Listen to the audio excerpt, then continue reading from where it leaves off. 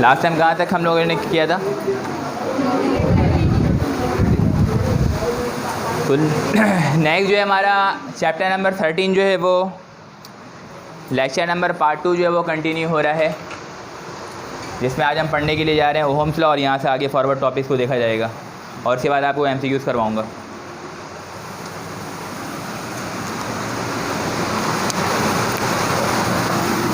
Ohm's law formula क्या है इसका? V इज इक्वल टू, और R यहाँ पे क्या कहलाता है? Resistance constant. सिर्फ रेजिस्टेंस नहीं कहलाता, क्या कहलाता है? रेजिस्टेंस कांस्टेंट कहलाता है। The amount of current established in the any conductor is directly proportional to the potential difference, provided that there is no change in the physical state of the conductor। सही है। अब यहाँ पर एक चीज़ तो ये हो गई कि आपसे लॉ तो पूछा नहीं जाएगा, वैसे भी लॉ आपको रटा हुआ होगा, चैप्टर नंबर 13 आपका पढ़ा हुआ, याद भी है आप लोगों को। तो उससे जो इक्वेशन बन रही है बेटा, क्या बन रही है? V is equal to IR, सही है ना। और R जो होता है वो क्या होता है? रेसिप्रोकल ऑफ कंडक्टेंस 1/K, ठीक है ना। तो यहाँ पे R क्या बताना चाहता है? एक बात सबसे पहले, R को किस तरीके से हम डिस्कस करेंगे? How we discuss the term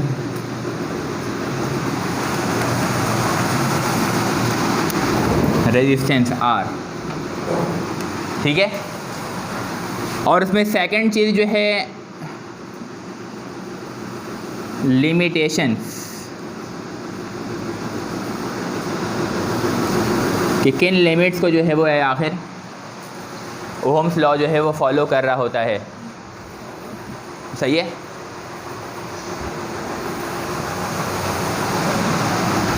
यहाँ से बेटा R सेपरेट होगा, ये किसके बराबर हो जाएगा? यही बनेगा ना। तो इसका मतलब ये रेशो हो गया वोल्टेज और करंट के दरमियान का, सही है। तो R should remains constant, it means the ratio between the voltage and current should constant. इसको क्या रहना चाहिए? कांस्टेंट रहना चाहिए। Whenever we are going to explain the concept of Ohm's law, we introduce a term R. What is R? The R is the resistance constant, and constant should be a very same quantity for each value of voltage and current। voltage और current का जो भी value होगा उसके ऊपर resistance जो होगा वो क्या रहेगा? कांस्टेंट चलता हुआ आ रहा होता है। अगर रेजिस्टेंस चेंज हो जाए तो फिर वो ओम्स लॉ की कंडीशन को फॉलो नहीं करता है, ठीक है ना। एक हमारे पास वोल्टेज है, एक करंट है, सही है। तो वोल्टेज और करंट के दरमियान का अगर आप ग्राफ प्लॉट करते हैं, ये आपका ओरिजिन है, सही है। एक रीडिंग आपके पास है 2 एम्पेयर, उसके बाद 4, उसके बाद 6, उसके बाद और वोल्टेज 2 एम्पेयर पे सपोज जो है वो 5 वोल्ट आ रहा है, फिर उसके बाद जो है वो 10 वोल्ट आ रहा है, फिर उसके बाद जो है वो 15 वोल्ट है, सही है ना। अगर आप ग्राफ प्लॉट करते हैं वोल्टेज और करंट के दरमियान का, जो 2 एम्पेयर पे जो वोल्टेज है वो कितना है? 5, 4 पे कितना है? और 6 पे कितना है? और 8 पे क्या होगा? 20 होगा। अरे बात समझ में। तो यहाँ पर आप जो ग्राफ प्लॉट करेंगे तो ये किस तरीके का? स्ट्रेट लाइन होगा, ओरिजिन से पास हो रही होगी ये लाइन। यहाँ पे रेशो का कैलकुलेट करते हैं वोल्टेज और करंट का, ये वाला, ठीक है, V/I। तो अगर ये क्या बनेगा? 5 डिवाइड बाई 2, तो 5 का 2 हिस्से करेंगे तो 2.5, 2.5 आएगा आंसर। 5 रुपये के 2 हिस्से करेंगे तो एक हिस्सा कितना होगा?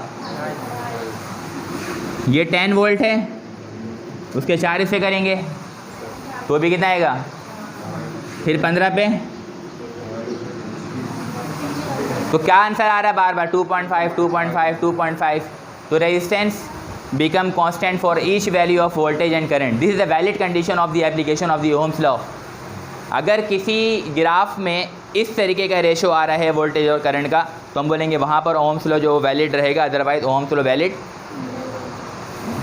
आपने यहाँ पे कैलकुलेट किया, रेजिस्टेंस जो आया वही 10 वोल्टेज पर आ रहा है, वही 15 वोल्टेज पर आ रहा है।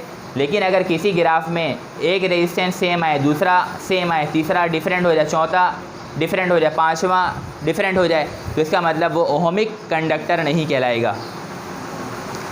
बात समझ में आ रही है? तो दो किस्म के कंडक्टर हो गए, एक हो गया ओहमिक कंडक्टर और एक क्या हो गया, नॉन ओहमिक। एक ओहमिक कंडक्टर है और एक क्या है, नॉन ओहमिक। इस पे क्या है, ओम्स लॉ वैलिड है, इस पे क्या है, ओम्स लॉ नॉट वैलिड। सही है ना? तो रेजिस्टेंस बिकम कांस्टेंट। सही है। दूसरी कंडीशन को देखते हैं, लिमिटेशंस के बारे में बात हो रही है। What are the limitations of the Ohm's law? ठीक है ना? The physical state of the conductor should remain constant. What are the physical state of the conductor? Whenever we are talking about the physical state of the conductor, it means we are talking about the same amount of temperature, same amount of pressure and same amount of standard temperature and conditions. Standard temperature और pressure की बात हो रही होती है। At standard temperature and pressure, अगर किसी भी वायर में से बेटा करंट को पास करवाया जा रहा है और वो हॉट होना शुरू हो जाए, ठीक है ना, तो उसका मतलब क्या है, हॉट होने का मतलब क्या है कि टेम्परेचर इंक्रीज़ हो रहा है। जितना ज़्यादा रेजिस्टेंस होता है उतना ज़्यादा टेम्परेचर क्या हो जाता है, temperature and resistance both are directly proportional to each other. If temperature increases it means resistance increases. What are the reason behind this? When the temperature increases and resistance increases, because the kinetic energy of the molecule increases and the gaps between the two molecule increases. जो electron flow होने के लिए जा रहा है, temperature बढ़ने के नतीजे में दो इलेक्ट्रॉन या दो एटम्स के दरमियान का यूँ फासला हो गया। एक इलेक्ट्रॉन जब यहाँ से चाहेगा आगे की तरफ जाने के लिए, तो ये सोचेगा कि इसके दरमियान का फासला जो है वो ज़्यादा है, तो अब यहाँ से यहाँ जंप करने के लिए, जैसे आपके सामने कोई अगर हर्डल आ जाए चलने में, तो आप भी सोचेंगे अब यहाँ पे जंप लगाना पड़ेगा, तो उसके लिए सोचना और समझना पड़ेगा। तो वो आपका एक टाइम पीरियड थोड़ा सा रुक जाएगा आपके लिए, तो वो आपका रेजिस्टेंस वहाँ पे कहलाएगा। इसी तरीके से इलेक्ट्रॉन का रेजिस्टेंस क्या है, जब दो एटम्स के दरमियान फासला हो जाता है तो इलेक्ट्रॉन को जंप करने में टाइम लग जाता है। तो रेजिस्टेंस इंक्रीज हो रहा है due to high temperature, distance between molecules क्या हो जाते हैं, इंक्रीजेस। दूसरी चीज़ और क्या हो जाता है बेटा, काइनेटिक एनर्जी इंक्रीजेस। मॉलिक्यूल का वाइब्रेशन तेज हो जाता है, काइनेटिक एनर्जी फास्ट हो जाती है। सही है। तो बात ये भी पता लग रही है कि अगर ओम्स लॉ वैलिड करवाना है तो हमें टेम्परेचर जो रखना पड़ेगा वो सिस्टम का क्या रखना पड़ेगा, कांस्टेंट रखना पड़ेगा, ताकि रेजिस्टेंस कांस्टेंट रहे। अगर टेम्परेचर चेंज हो जाएगा तो रेजिस्टेंस चेंज हो जाएगा, तो फिर वो ओम्स लॉ की कंडीशन को फॉलो अप नहीं करेगा। ये बात समझ में आ गई है?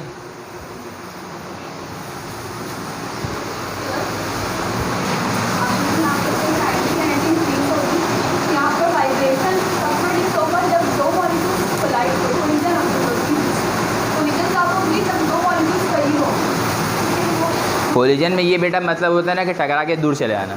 ज़्यादा तेज़ी से टकराएंगे, ज़्यादा तेज़ी से दूर चले आएंगे। सही, कोलिजन के मायने तो ये होता है ना, टकराएंगे तो टकरा के तो इम्पैक्ट तो प्रोड्यूस नहीं होता। एक चीज़ हम पढ़ते हैं इम्पल्स। इम्पल्स में क्या होता है, जब दो बॉडीज आपस में टकराती हैं, दो मॉलिक्यूल्स आपस में टकराते हैं for a very short period of time and they separate after the collision, separation produce कर देते हैं कोलिजन के बाद, तो वो करीब नहीं रहते, दूर चले जाते हैं। जब वो दूर जाएंगे तो क्या होगा, गैप इंक्रीज़ हो जाएगा। सही है।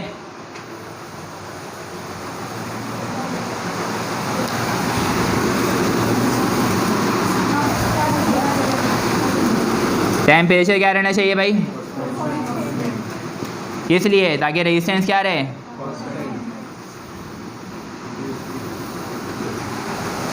सही है।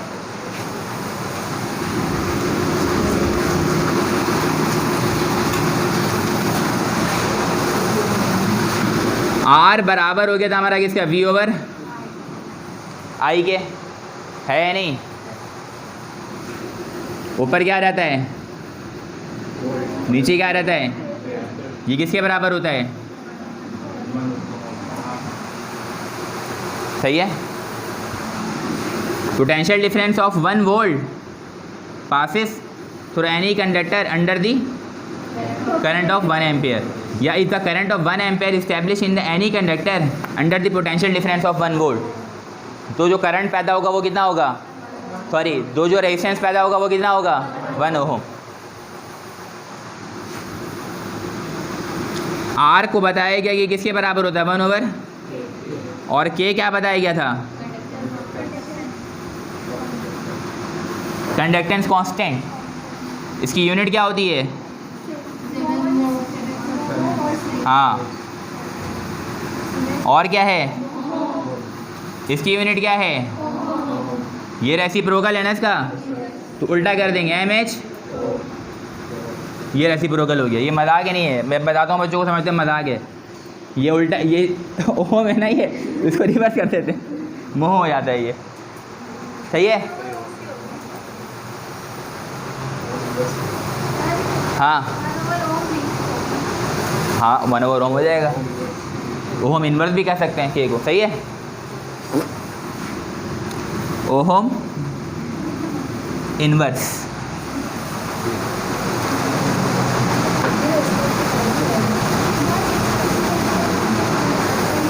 अच्छा सारी बुक आ गई है, यहाँ पे पढ़ी हुई है, बस मेरी बुक नहीं आई, ठीक है ना। वो मैं भी आपको देता और देने के बाद वो मुझे डिस्कस करना था, सही है।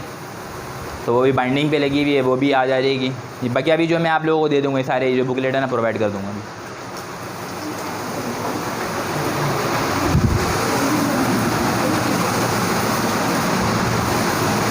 ये मिटा दूँ,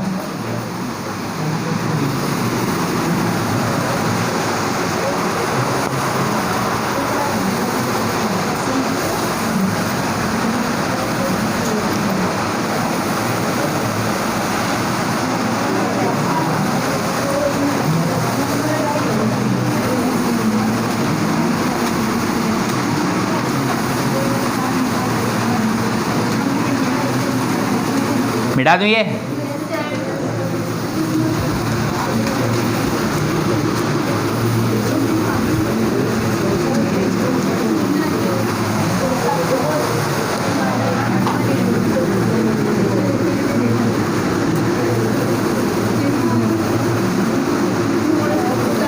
इसके बाद नेक्स्ट है हमारा डायमेंशन ऑफ रेजिस्टेंस, सही है। आर का फॉर्मूला क्या है बेटा, रॉ, यही है ना। रॉ क्या कहलाता है,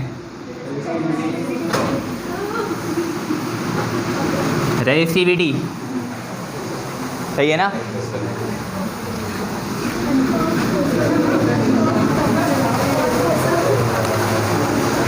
यहाँ पे रेजिस्टेंस का ताल्लुक जो है वो लेंथ के साथ कैसा होता है, डायरेक्टली प्रोपोर्शनल होता है। रेजिस्टेंस का ताल्लुक एरिया के साथ कैसा होता है, ठीक है ना। लेंथ को अगर 4 टाइम कर दिया जाए तो रेजिस्टेंस कितना हो जाएगा,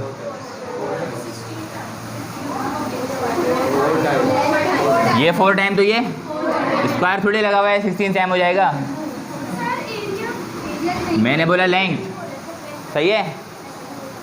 अच्छा 5 टाइम कर देंगे तो बात समझ में आ रही है ना ये। उसके बाद एरिया, बातों को गौर से सुनना है इधर, ठीक है ना, फिर सोच समझ के जवाब देना है, थोड़ा दिमाग को तेज़ कर लीजिएगा। जैसा ये रॉ L ओवर बातों को और सुनिएगा। लेंथ 5 टाइम, ठीक है, लेंथ एरिया भी 5 टाइम, रेजिस्टेंस कितना होगा? सेम रहेगा। लेंथ 5 टाइम, एरिया 1/5, कितना हो जाएगा? पीछे बेटा कितना हो जाएगा? कितना हो जाएगा? 25 टाइम। लेंथ को ट्रिपल कर दिया गया, एरिया को सिंपल तरीका क्या है, ये जाके ऊपर वाले से सिर्फ क्या हो जाएगा? ये सिंपल बात पूछी जा रही है, ठीक है, ये सिंपल रिलेशन है। अभी आपको देखो वो वाली कंडीशन इसके बाद बताऊंगा। अभी ये सिंपल ये कंडीशन, इसको हम इतना बढ़ा रहे हैं और इसको ये चेंजिंग कर रहे हैं। अब सेकंड कंडीशन ये मिटा दो। वायर को अगर सवाल में लिखा हुआ हो स्ट्रेच्ड, वायर को क्या किया जा रहा है? खींचा जा रहा है, ठीक है, डबल, ट्रिपल, 4 टाइम, 5 टाइम, कुछ भी जो है वो उसको, ठीक है। पहले लेंथ जो था वो क्या था? L, क्या था? कंडीशन अप्लाई करने के बाद, वायर को स्ट्रेच करने के बाद उसका लेंथ कितना हो गया? 12। कितना हो गया? तो आपसे पूछ रहे बताइए रेजिस्टेंस कितना होगा? What should be the resistance? तो इसको ज़रा हम देख लेंगे पहले। बहुत सारे बच्चों को ये पता है और जिनको नहीं पता है पढ़ने वो भी आए हुए हैं। R is to rho L over, सही है बेटा, R is to rho L over A। Length को कितना कर रहे हैं? फर्स्ट कंडीशन में देखते हैं, डबल कर रहे हैं, ठीक है, तो R इज टू ये रहेगा रॉ, लेंथ कितना हो गया? लेंथ ये जैसे मार्कर है सब, ठीक है, या रबर बैंड आपके हाथ में हो जिसकी थिकनेस ज़्यादा हो, अभी लेंथ यहाँ तक है उसकी, सही है, जब आप उसको खींचेंगे तो लेंथ बढ़ेगा, लेकिन उसका डायमीटर क्या होगा? कम होता चलाएगा, उसका एरिया क्या होता चलाएगा? उतना ही टाइम कम होगा जितना लेंथ को हम बढ़ा रहे होंगे। बात समझ में आ रही है ना? तो if the length of the wire increases by 2 times then its area simultaneously decreases by 2 times. तो ये क्या हो जाएगा? A/2, सही है। तो R इज टू क्या हो जाएगा? रॉ 2 टू द 4 इधर लिख दिया मैंने, L इधर लिख दिया, और अब ये कंडीशन अप्लाई होगी तो ये R बार हो जाएगा। तो R bar is equal to कितना हो गया? इसी रहेगा, क्या रहेगा? R, और ये क्या हो गया? 4 टाइम। इससे बना के दिखाइए 4 पे कितना हो जाएगा? 16 टाइम्स, सही है ना?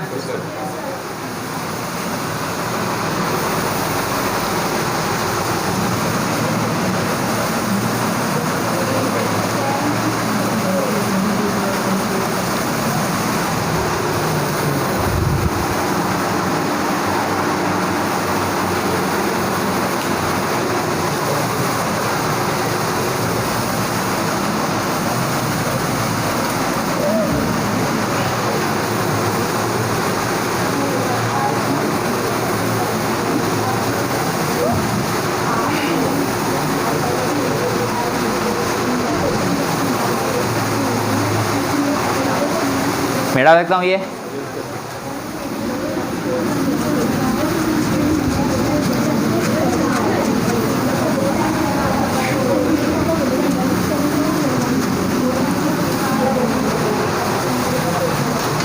ये आप लोगों को कुछ लिखा हुआ नज़र आ रहा है यहाँ पे?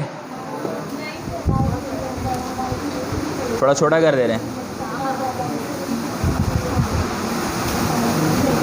आ रहा है अभी? हाँ,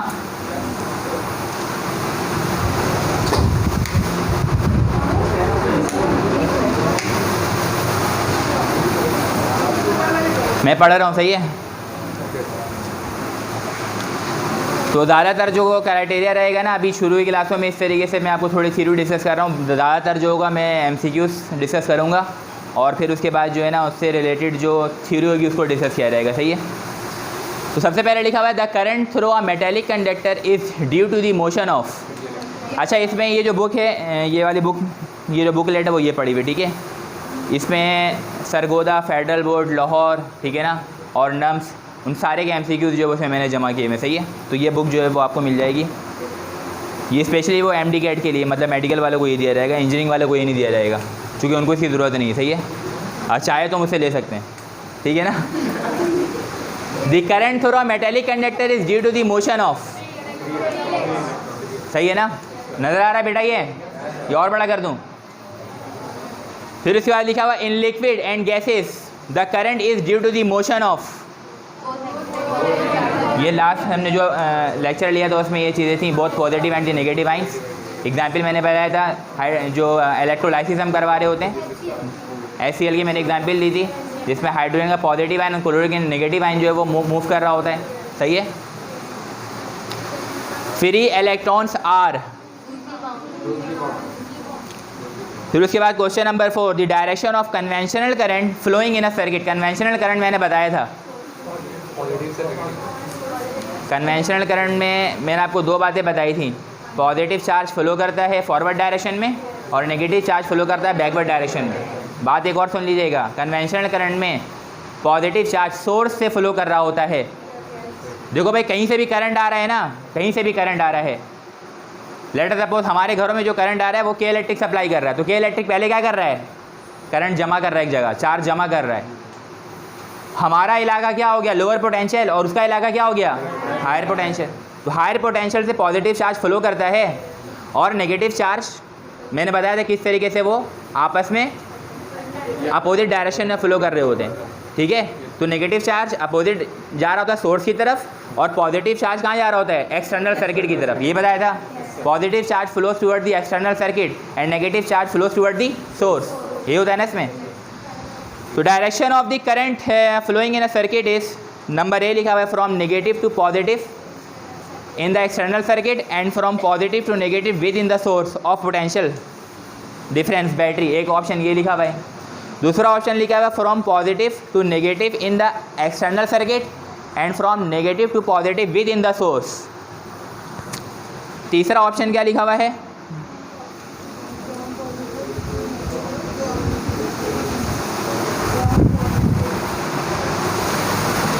from positive to negative throughout the circuit, from negative to positive throughout the circuit. कौन सा सही होगा, negative to positive in the external circuit and from positive to negative within the source, from positive to negative in the external circuit and from negative to positive within the source. Option B, option B है ना इसका, clear है ना भाईजान। यहाँ देखो, ये positive charge का एक वो है हायर पोटेंशियल, यहाँ से मैंने एक सर्किट यूँ करके बनाई थी, यहाँ पे क्या है, बहुत सारे मैंने एटम्स बनाए थे, है ना। मैंने क्या बताया था, ये पॉजिटिव चार्ज और ये न्यूट्रल, ये न्यूट्रल, ये न्यूट्रल, ये न्यूट्रल, ये भी न्यूट्रल, ये भी, सारे न्यूट्रल होते हैं, atoms are neutral in nature, ये होता है ना। इसके ऊपर चार्ज कौन सा होगा, ज़ीरो। इसके ऊपर चार्ज, सब पे चार्ज क्या होगा, zero zero zero, all are zero charge carrier because the number of proton and the number of electrons are equal to each other, that is the atoms are neutral in nature. तो atoms क्या रहते हैं, neutral in nature हो जाते हैं। फिर मैंने बताया था कि पॉजिटिव चार्ज यहाँ पे जो नेगेटिव चार्ज होगा दोनों में क्या करेगा, अट्रैक्ट कर लेगा। जब अट्रैक्ट कर लेगा तो इसमें से एक इलेक्ट्रॉन निकल गया, तो इस पर कौन सा चार्ज आएगा, बात समझ में आई नहीं है, हो गया ये। तो इलेक्ट्रॉन कहाँ भागा, इस डायरेक्शन में, प्रोटॉन कहाँ भागा, और आगे भी देख लेते हैं। ये पॉजिटिव चार्ज, ये न्यूट्रल है, पॉजिटिव नेगेटिव में क्या हो जाएगा, अट्रैक्शन। इसका इलेक्ट्रॉन कहाँ भागा, सोर्स की तरफ भाग रहा है, और जो पॉजिटिव चार्ज है वो कहाँ भाग रहा है, एक्सटर्नल सर्किट की तरफ, ऐसे ही है ना। तो इस पर दोबारा पॉजिटिव चार्ज आ जाएगा, चूँकि एक इलेक्ट्रॉन कम हो गया तो पॉजिटिव चार्ज डोमिनेंट हो जाएगा, सही है। तो positive charge moving toward the external circuit and negative charge moving toward the source, यही हो रहा है ना।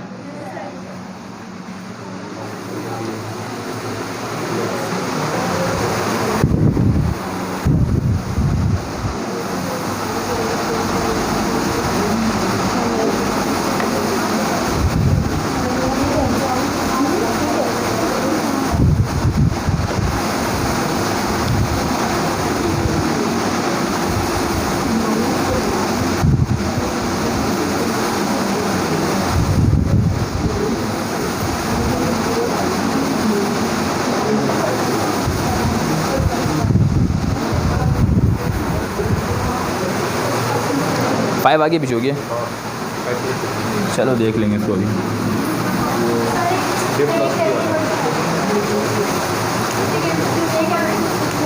हाँ सही है, उसमें बीच में वो मसला कर रहा है। क्वेश्चन नंबर 6 देखिए, the direction of the electronic current in the close circuit is,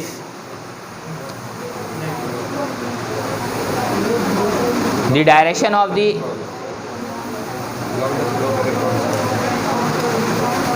of the electronic current in the close circuit is along the opposite to the flow of electrons। Option जो लिखा हुआ है, एक लिखा हुआ है along the flow of electrons, एक लिखा हुआ है opposite to the flow of electrons, एक लिखा हुआ है from positive to negative in the external circuit, एक लिखा हुआ है along the direction of the positive charge। The direction of the electronic current in the closed circuit is along the flow of electrons।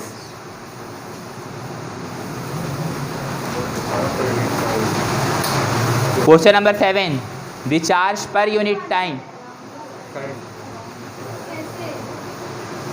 The direction of the electronic current in the,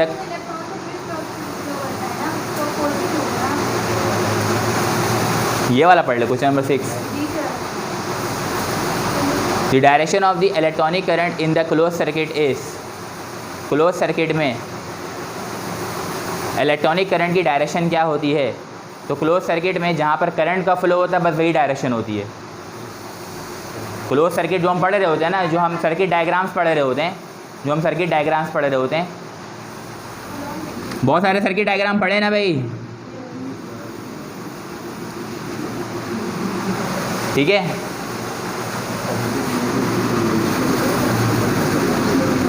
ये positive terminal और ये क्या है?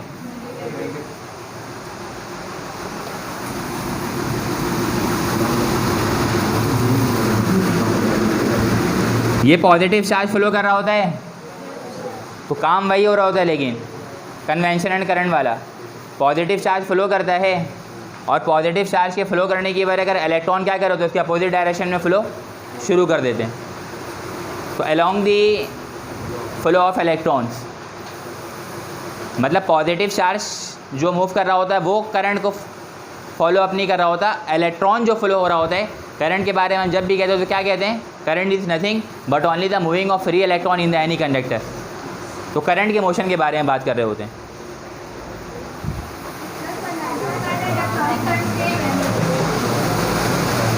Conventional current, electronic current नहीं, दोनों अलग अलग चीज़ें। इलेक्ट्रॉन देखो, कन्वेंशनल करंट के बारे में जो बात हो रही है उसमें ये हो रही है कि करंट फ्लो किस तरीके से कर रहा होता है, ठीक है। और इलेक्ट्रॉनिक करंट जो है वो किसी भी क्लोज सर्किट में जिसमें हम लो अमाउंट ऑफ करंट के बारे में डिस्कस, और इलेक्ट्रॉनिक चार्जेस जिसमें हम लोअर पोटेंशियल के बारे में बात कर रहे होते हैं, जिसमें हम लोअर अमाउंट ऑफ करंट के बारे में बात कर रहे होते हैं, लोअर चार्ज के बारे में बात कर रहे होते हैं, ठीक है। और कन्वेंशनल करंट में हम एक सोर्स और एक एक्सटर्नल सर्किट के बारे में बात कर रहे होते हैं, और सोर्स जो है वो हाई पोटेंशियल पे भी हो सकता है, लोअर पोटेंशियल पे भी हो सकता है। जिस तरीके से जनरेटर है, तो जनरेटर एक सोर्स है, तो वो इलेक्ट्रॉनिक करंट जनरेट नहीं करता, वो इलेक्ट्रिक करंट जनरेट कर रहा होता है। और एक बैटरी क्या कर रहा होता है? इलेक्ट्रॉनिक करंट जनरेट कर रहा होता है, सही है।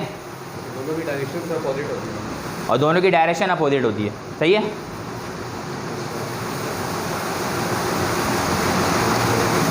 यहाँ पे क्वेश्चन नंबर 7 क्या लिखा है? Charge per unit time through any cross section of a conductor is called, क्या फॉर्मूला है इसका? The charge per unit time, Q upon T हो गया। क्यू अपॉन टी क्या हो जाता है? आई हो जाता है सीधा सीधा। अब यहाँ पे ये मेंशन भी है, मुल्तान में आया हुआ है, सप्ली में आया हुआ है, कश्मीर बोर्ड में आया हुआ है, पता नहीं कहाँ कहाँ पे आया हुआ है, सही है। सिर्फ कराची बोर्ड में आया, सिंध बोर्ड में नहीं आया हुआ है। If a charge Q flow through the cross section, बेटा आप थोड़ा अंदर हो जाइए अदीबा, क्या लिखा हुआ है यहाँ पे? If charge Q flow through the any cross section the conductor in time t second the current I is given by, तो I का सिंपल फार्मूला क्या होता है? I इज इक्वल टू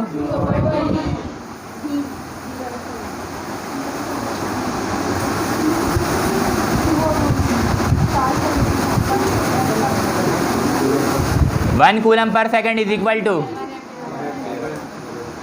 किसके बराबर होगा? The SI unit of current is which of the following represents, जाहिर करते हैं इलेक्ट्रिक करंट।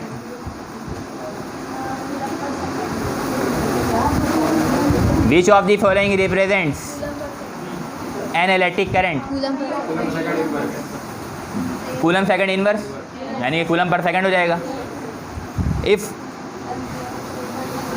देखिए बेटा, एक बात याद रखिएगा आप कि एक चीज़ मैं आपको ये खुले अल्फाजों में समझाना चाह रहा हूँ, ठीक है ना? जितना ज़्यादा प्रैक्टिस होगी उतना ज़्यादा नंबर आएगा, सही है?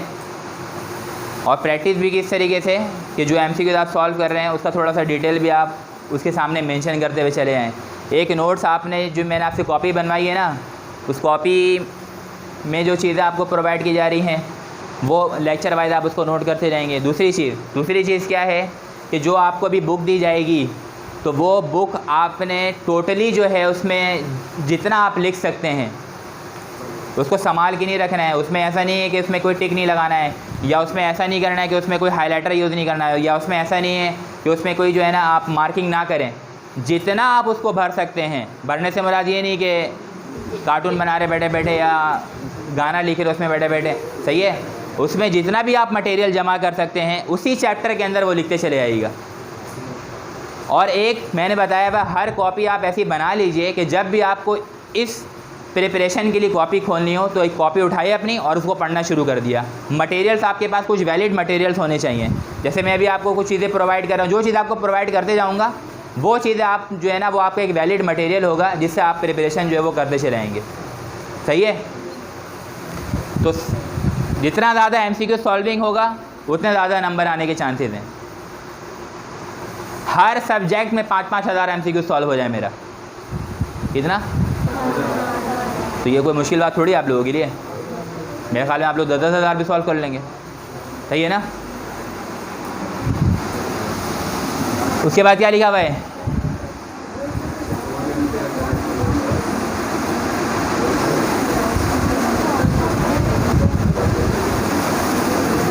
लिखा हुआ if 1 ampere current flows through 2 meter long conductor, length दिया हुआ 2 मीटर, ठीक है? The charge flow through this in 1 hour, 1 hour में कितना चार्ज फ्लो होगा? सबसे पहले लेंथ दिया हुआ है 2 मीटर का और पूछ रहा है कि 1 घंटे में कितना चार्ज फ्लो होगा। तो दिमाग चलाते हुए लेंथ लिख दिया बेटा, 2 मीटर है, और flow through this 1 hour, time कितना दिया हुआ है? 1 घंटा। तो आपसे पूछ रहा क्या है? If 1 ampere current flows, I की वैल्यू दी हुई 1, current flow through 2 meter long conductor, जो लेंथ दिया वो कितना दिया हुआ है? 2 मीटर, ठीक है? The charge flow through this in 1 hour, तो 1 घंटे में कितना चार्ज फ्लो होगा? 3600 coulomb, 7200 coulomb, 1 coulomb, 2 coulomb. Formula कौन सा लग रहा है? I is equal to Q कितना है मालूम, तो क्यू कर रहे हैं ना, तो Q is equal to I T. तो आई कितना है और टी कितना है? ठीक है ना? तो लेंथ का इफेक्ट नहीं है इस वाले फार्मूले के अंदर, चाहे 2 मीटर दिया हो, चाहे 4 मीटर दिया हो, चाहे 6 मीटर दिया हो। Q is equal to I T, simple formula है, जो करंट होगा और टाइम होगा मल्टीप्लाई करवा देंगे। टाइम आपको दिया हुआ है 1 आवर, टाइम आपको 10 मिनट भी दिया हुआ हो सकता है, टाइम आपको 2 घंटा भी दिया हुआ हो सकता है, टाइम आपको 1 सेंचुरी भी दिया हुआ हो सकता है। क्या 1 सेंचुरी अगर होगा, 1 सेंचुरी, सही है? 1 सेंचुरी, ये वाला 1 ऐसे ही है। हर सेंचुरी में कितने साल? हर साल में कितने दिन? हर दिन में कितने घंटे? हर घंटे में 60 मिनट। महीने को मैंने अभी कन्वर्ट नहीं किया, 365, मैंने डायरेक्ट डेज ले ली। दूसरा तरीका ये है 1 मल्टीप्लाई बाई 1 सेंचुरी, हर साल में 1 सेंचुरी में 100 साल, और हर साल में 12 महीने, और हर महीने में 30 दिन, और हर दिन में 24 घंटे, और हर घंटे में 60 मिनट, और हर मिनट में सही है। अच्छा, इस दोनों को जब हम सॉल्व करेंगे हो सकता है कि माइनर सा फ़र्क मिले, लेकिन both are the correct condition, ठीक है ना। चूँकि ये 365 नहीं होता एक्चुअली में, 365 पॉइंट समथिंग होता है, लेकिन हम 365 लेते हैं। 365.3 या 4 डेज होता है। सही है।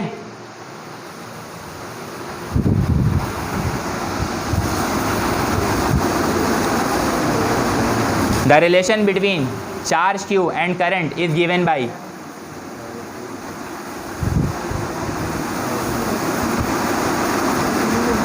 Simple formula Q is equal to IT, ठीक है ना। Ohm's law states that, Ohm's law बताता है the ratio of the potential difference between the ends of the conductor to the current flowing through it remains constant. Potential difference between the ends of the conductor to the current, यानी कि V/I की बात कर रहे हैं। Potential difference ऊपर आ गया और नीचे क्या आ गया। अभी आपको ये बताया था कि Ohm's law R is equal to क्या होता है, तो इसका रेशियो क्या होता है, कांस्टेंट होता है। ये होता है ना।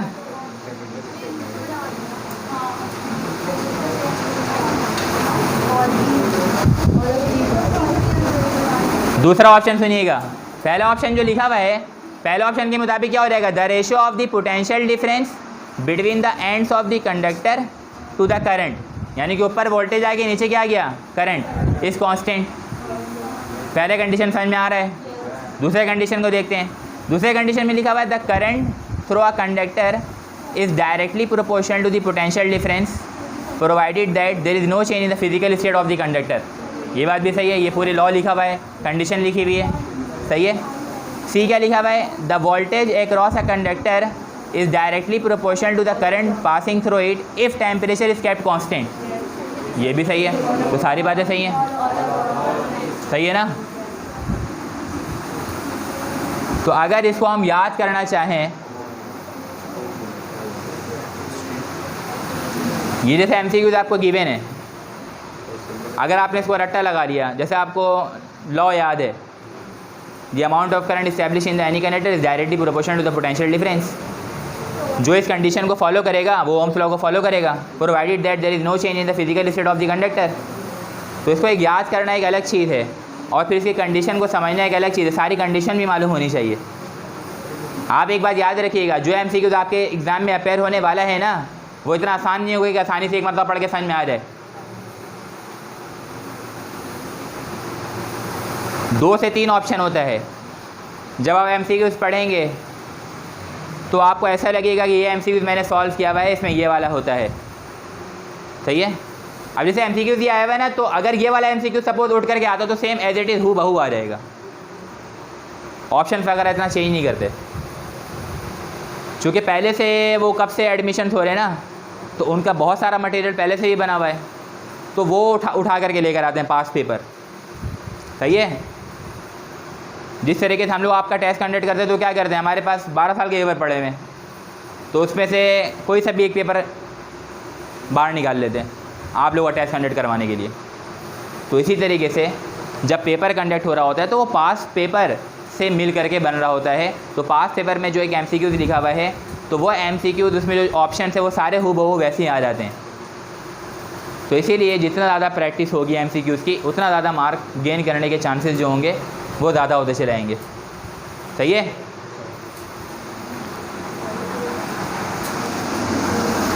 आगे क्या लिखा हुआ है,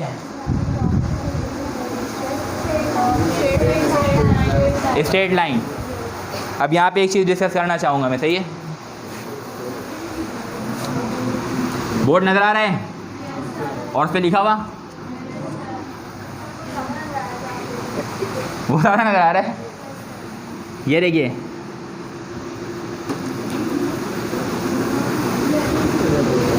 वोल्टेज और करंट का अगर हम ग्राफ बनाते हैं तो एक जो लाइन आती है वो क्या आती है, स्ट्रेट लाइन, सही है, सही है ना।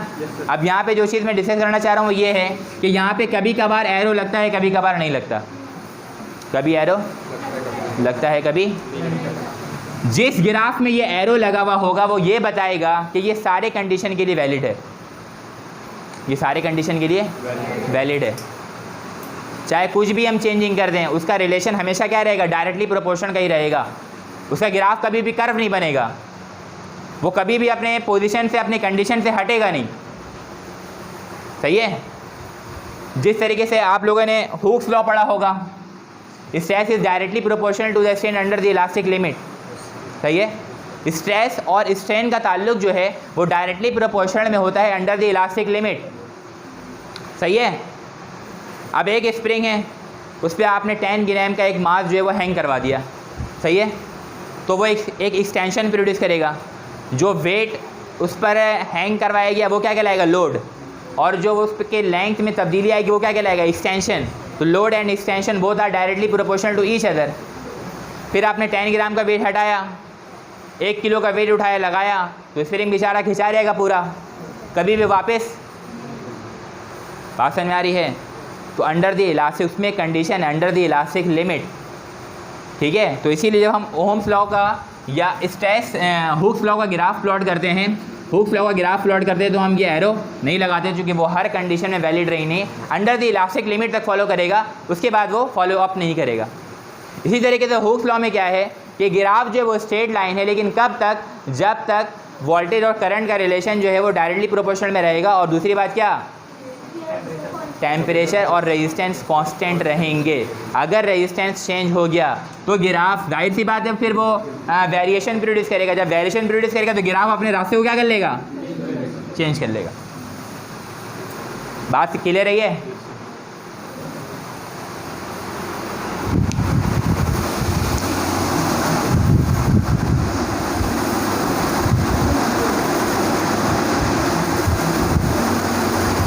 Ohm's law is mathematically expressed V = IR होगा। सही है।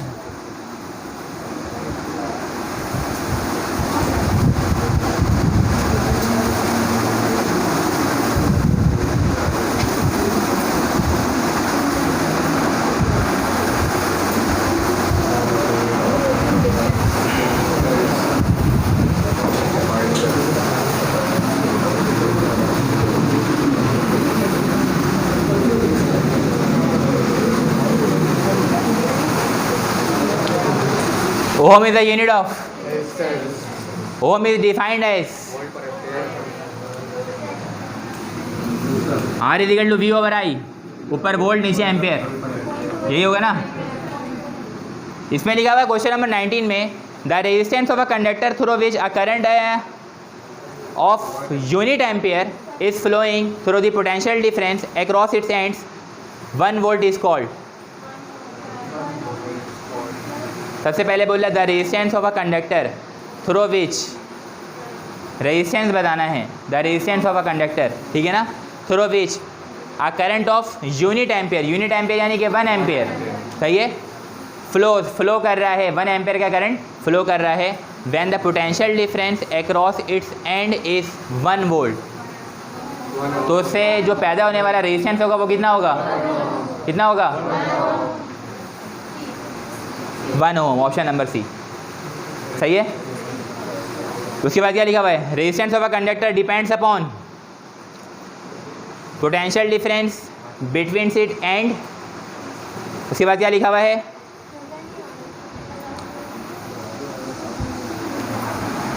The potential difference between the ends, उसके बाद लिखा हुआ the magnitude of the current flowing through it, उसके बाद लिखा हुआ है द नेचर ओनली, उसके बाद लिखा हुआ है द नेचर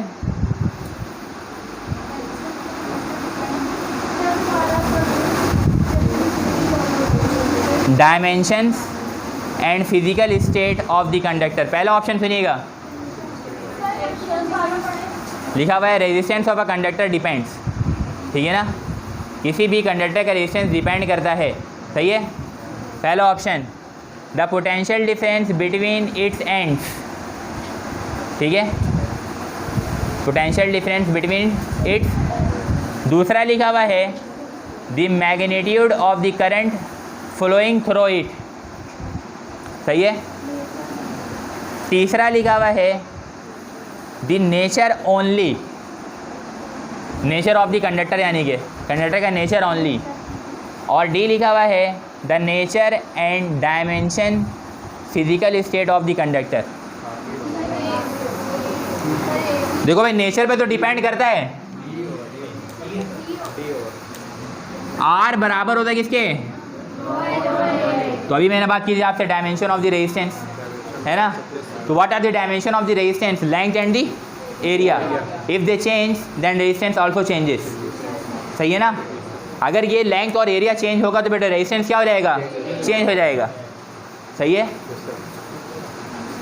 दूसरी चीज़, ये जो डायमेंशन है सपोज अभी कॉपर के लिए है, किसके लिए, तो कॉपर के लिए जो रेजिस्टेंस है वो अलग है, और अगर मैं मटेरियल चेंज कर दूं, सिल्वर कर दूं, तो रेजिस्टेंस क्या हो जाएगा, क्योंकि कॉपर की रेजिस्टिविटी अलग है और सिल्वर की रेजिस्टिविटी, बात समझ में आ रही है। यहाँ पे जो टर्म रेजिस्टिविटी है जिसको हम रॉ बोलते हैं, रॉ, वो सिर्फ और सिर्फ किस पे डिपेंड करता है, मटेरियल के ऊपर, ना लेंथ के ऊपर ना एरिया के ऊपर, ये रेजिस्टिविटी कांस्टेंट है, सही है ना। ये रेजिस्टेंस डिपेंड करता है लेंथ के ऊपर, रेजिस्टेंस डिपेंड करता है एरिया के ऊपर, लेकिन यहाँ पे जो टर्म रेजिस्टिविटी है ना ये लेंथ पे डिपेंड करता है ना ये, एक बात मेरे गौर सुन लीजिएगा, एक फॉर्मूला लिखते हैं बेटा F = ma, क्या लिखते हैं, जो मल्टीप्लाई हो रहा तो उसका रिलेशन इनवर्स होता है, जो दो फिजिकल क्वांटिटीज आपस में मल्टीप्लाई हो रहे होते हैं उसका रिलेशन क्या होता है, हमेशा इनवर्स। जैसे मास यहाँ पर है ना, अगर मैं एक को इधर लेके जाऊँ तो डिवाइड में आ जाएगा, तो इनवर्स रिलेशन बन गया, या एक को इधर ही छोड़ दूँ, मास को इधर ले जाऊँ तो एक्सेलरेशन और मास का रिलेशन कैसा बन जाएगा, इनवर्स। लेकिन यहाँ पे ऐसा नहीं है, ये दोनों भी मल्टीप्लाई हो रहे हैं, ये this is a constant term, और ये ओनली डिपेंड करता है नेचर ऑफ द मटेरियल पे। जब तक मटेरियल चेंज नहीं होगा, कॉपर से सिल्वर पे शिफ्ट नहीं मारेंगे, सिल्वर से ब्रास से, ब्रास से ब्रॉन्ज पे, ब्रॉन्ज से स्टील पे, स्टील से आयरन पर, जब तक शिफ्टिंग नहीं मारेंगे रेजिस्टिविटी चेंज नहीं होता है। तो रेजिस्टिविटी जो डिपेंड करता है ओनली एंड ओनली मटेरियल के ऊपर डिपेंड करता है, लेकिन रेजिस्टेंस जो डिपेंड करता है वो मटेरियल और डायमेंशन दोनों के ऊपर डिपेंड करता है, सही है। तो इसका ऑप्शन कौन सा हो गया,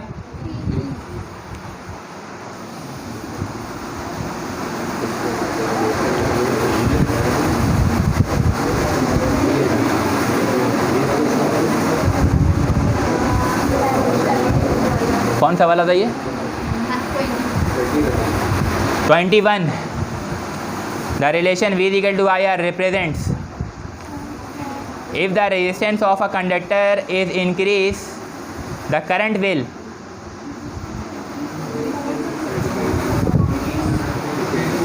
क्या लिखा हुआ है, if the resistance of the conductor increases, क्या चीज़,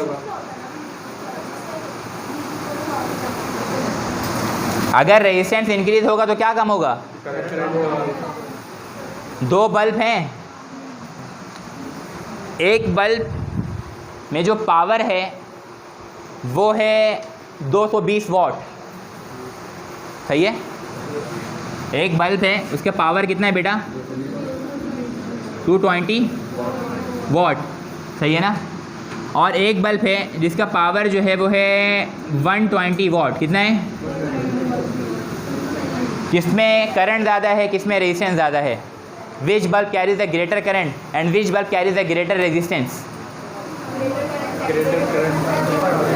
जिसमें पावर ज़्यादा है उसमें करंट ज़्यादा है, बात समझ में आ गई, जिसमें पावर ज़्यादा है उसमें करंट जब भी वो तेज़ी से चल रहा है, और जिसमें रेजिस्टेंस ज़्यादा है उसमें करंट,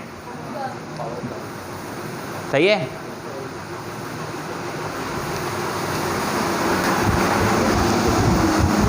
अगला सवाल, उसके बाद कौन सा है, अरे है ना, the resistance of a conductor of length L, cross section area A and resistivity ρ is given by, ये ऐसे सिखाने के लिए इसमें तकरीबन 180 MCQs हैं, ठीक है ना, जो अभी हम कर रहे हैं। बाकी आपको जो बुकलेट दी जाएगी तो घर में प्रैक्टिस करेंगे आप। फिर उसके बाद क्या लिखा हुआ है, question number 24, the resistivity of the material having the resistance R, cross section area A and length L is given by, resistivity बताना है, R = ρ L/A होता है ना, तो ρ को सेपरेट कर देंगे, अगर रेजिस्टेंस पूछेगा तो ये रिलेशन है, और अगर रॉ पूछेगा तो आर ए ओवर यही होगा ना। और रेजिस्टिविटी की यूनिट क्या है? Ohm metre. क्या है? रेजिस्टिविटी का अपोजिट क्या होता है? कंडक्टिविटी। क्या होता है?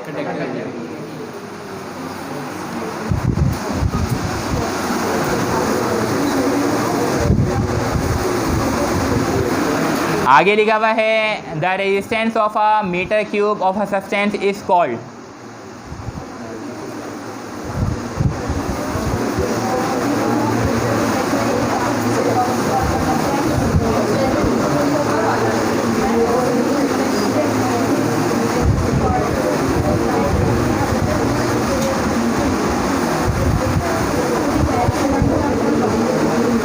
यही वाला है ना, the resistance of a metre cube. एक मीटर क्यूब का वायर है, ठीक है ना, कोई सा सब्सटेंस है जिसका डायमेंशन बता रहे वो कितना है, 1 मीटर क्यूब है, तो उसका रेजिस्टेंस कितना होगा। सबसे पहले लिखा हुआ है कंडक्टिविटी, दूसरा लिखा हुआ है परमिटिविटी, ठीक है, सी लिखा हुआ है रेजिस्टिविटी, और डी लिखा हुआ है सब्सेप्टिलिटी। अजीब किस्म का लिखा हुआ है। ये लिखा हुआ है SUS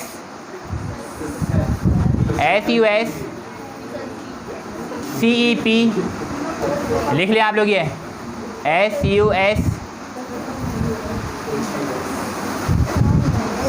हाँ SUS CEP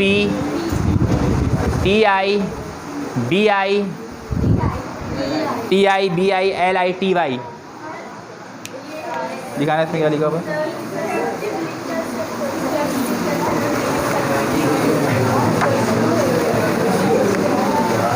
कौन सा MCQ नंबर है ये?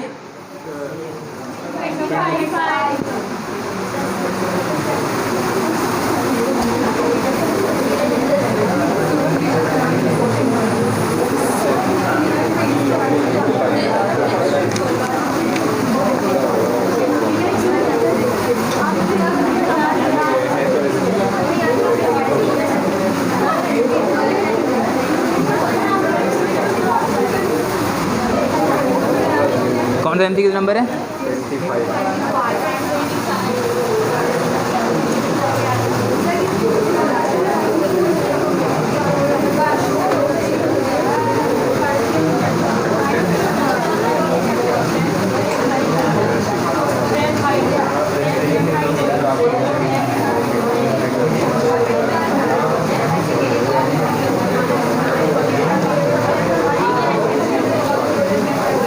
MCQ नंबर है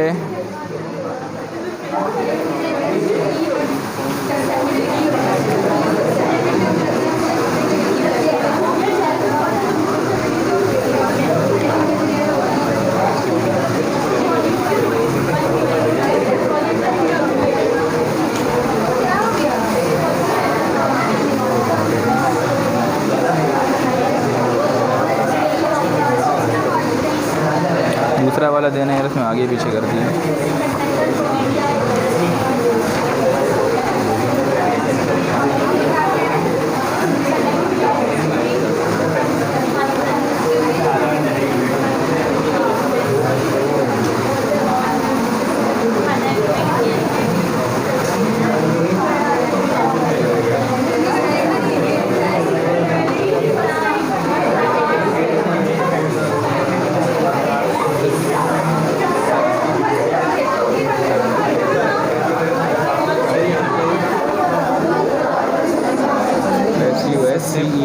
हाँ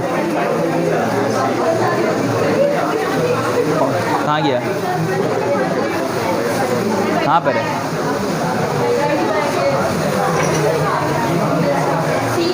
the resistance of a 1 metre cube of the substance is called. ये डेफिनेशन लिख लीजिएगा इसकी आप लोग, ठीक है, ये एक डेफिनेशन लिख लें। The resistance of a 1 metre cube of a substance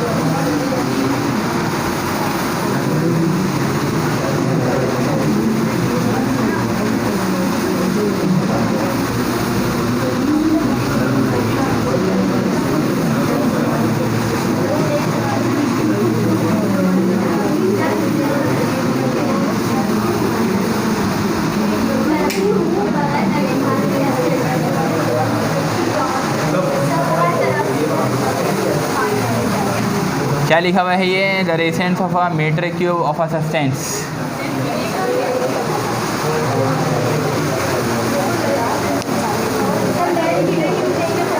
है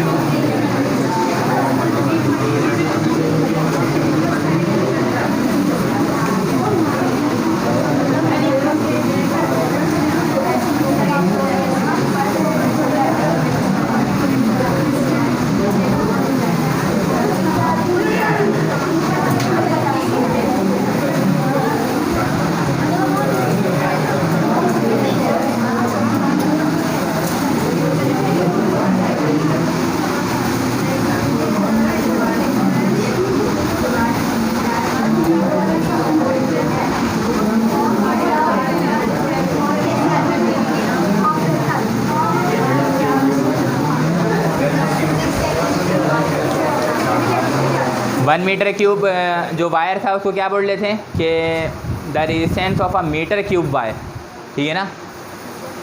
तो जो उसका लेंथ बताना चाह रहे हैं वो कितना बताना चाह रहे हैं कि 3 टाइम्स है, ठीक है ना। तो हमने 3 टाइम इसका लेंथ ले लिया। जब आप 3 टाइम लेंथ लेंगे तो ये क्या हो जाएगा, ऊपर मीटर स्क्वायर बनेगा, नीचे क्या बनेगा, मीटर क्यूब। तो ये मीटर स्क्वायर से मीटर क्यूब क्या हो जाएगा, कैंसिल, 1 मीटर नीचे बचेगा। तो रेजिस्टिविटी जो है वो होता क्या है,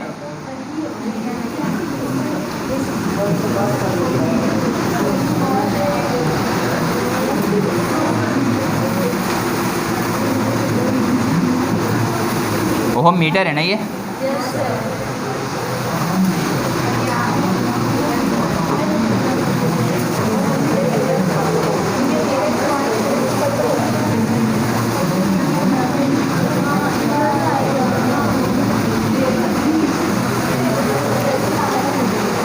तो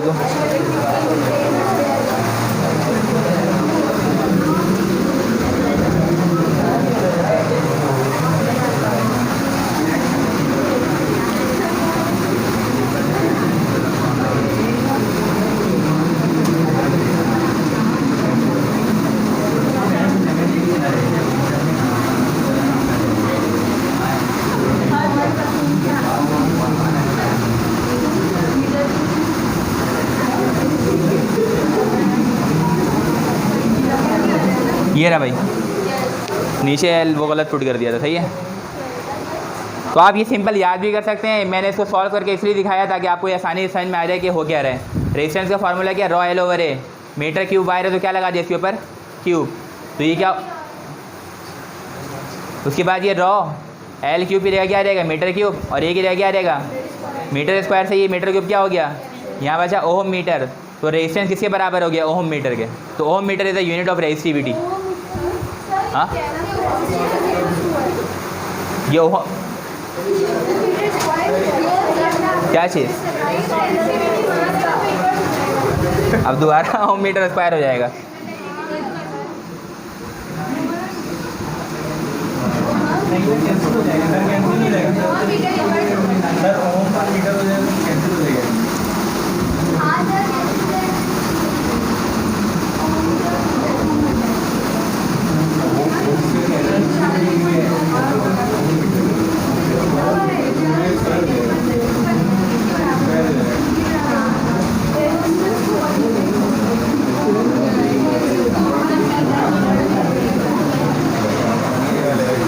ये बन रहा है ना, नहीं सर, नीचे कैसे है?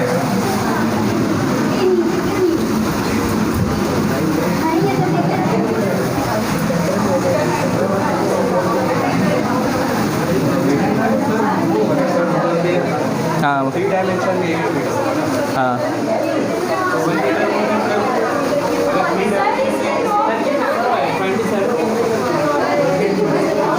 कहाँ पे? 1 मीटर हो जा रहा है सर। लाइन को ऐसे ही छोड़िए सर, ये वो वाली की जाइए हो जाएगा।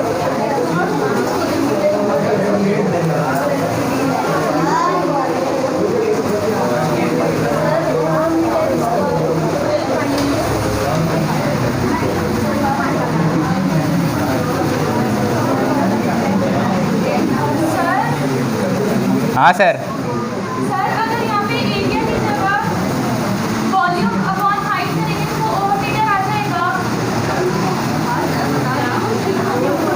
सर एरिया देखते हैं।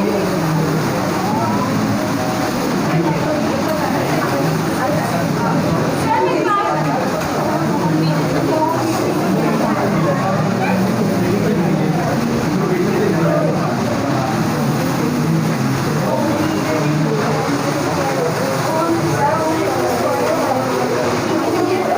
क्या बोल रही है? सर ये देखिए वहीं से बताइए। सर एरिया यहाँ पे सर रॉ के फॉर्मूले से लेकर चलना है ना, rho equal to R over N. हाँ सर। सर अगर एरिया की जगह वॉल्यूम ओवर हाइट करेंगे तो उसमें ओवर मीटर आ रहा है। Volume over height.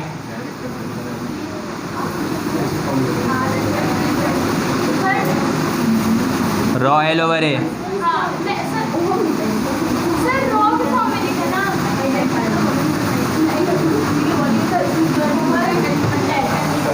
Sir area की जगह वॉल्यूम ओवर हाइट देंगे तो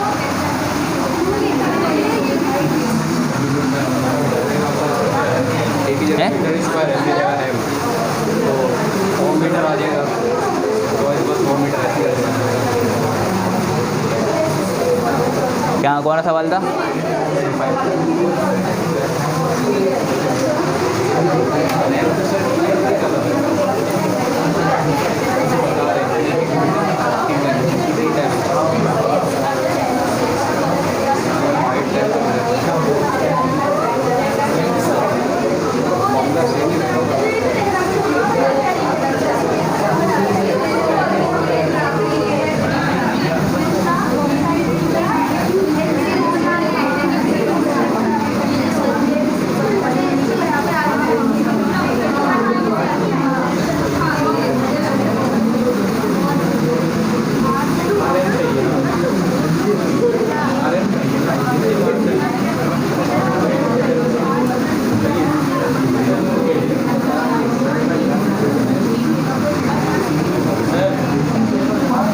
हाँ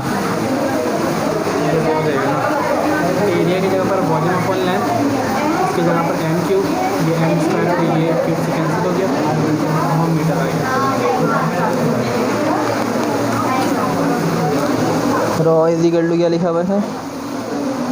एरिया हाँ एरिया बी अपॉन एल हो गया, ये एल स्क्वायर हो गया। तो वी अपॉन एल क्यों कर दी इसको, वजह? सर ये एरिया है ना, हाँ लेंथ से डिवाइड करके वो एरिया के बराबर हुआ।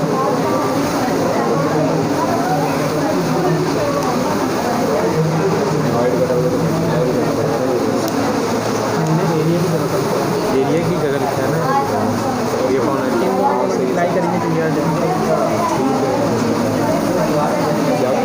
इससे निकालोगे तो सेम ही आएगा। रॉ बराबर है A R divide by L के ना, हाँ सर। तो रॉ बराबर हो गया ये ए, तुमने ए को बोल दिया कि वॉल्यूम बराबर होता है एरिया इंटू हाइट के, सही है ना? जी तो ए बराबर हो गया वी अपॉन एच के, सही है? सही। तो फिर ये हो गया कितना हो गया, रॉ इज इक्वल टू ए की जगह आ गया वी अपॉन एच, ठीक है? सही। और उसके बाद ये आर आर, और नीचे हमारा एच ही समझ लो, समझ लीजिए। ठीक है ना? तो ये वाला एच और ये वाला एच कैंसिल हो जाएगा, मल्टीप्लाई हो जाएगा सर, ये ऊपर आके मल्टीप्लाई हो जाएगा ना।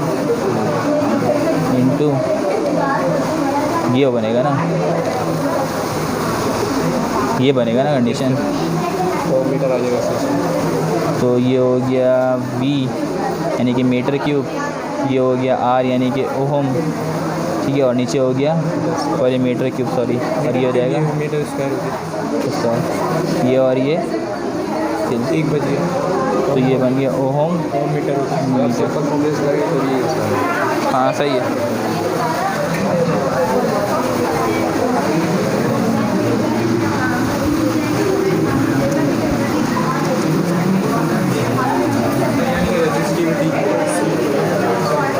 हाँ रेसिविटी है ना।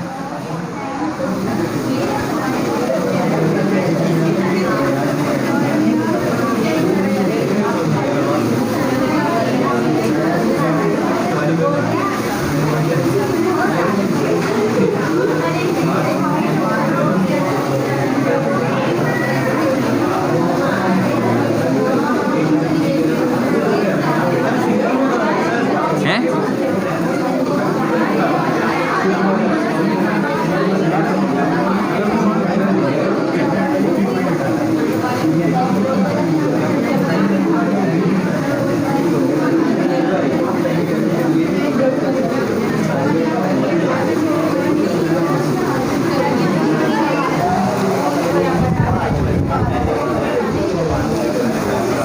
ये सवाल लिखिएगा दोबारा। यहाँ पे लिखा हुआ है the resistance of a metre cube of the substance, ठीक है ना, इज कॉल्ड। यहाँ पे लिखा हुआ है the resistance of the metre cube of the substance is called. तो एक डेफिनेशन ये भी आप मेरे ख्याल से एक डेफिनेशन आप लिख लें, a resistance of the metre cube of the substance is called resistivity, सही है। तो इसको चेक कर रहा था मैं, तो ये फार्मूला बना, रेजिस्टिविटी का फार्मूला क्या है, RA/L। अब एरिया का डायमेंशन अगर हम पुट करेंगे तो एरिया किसके बराबर होगा, एरिया वॉल्यूम किसके बराबर होता है, लेंथ इंटू एरिया भी हो सकता है ना। तो एरिया किसके बराबर हो जाएगा,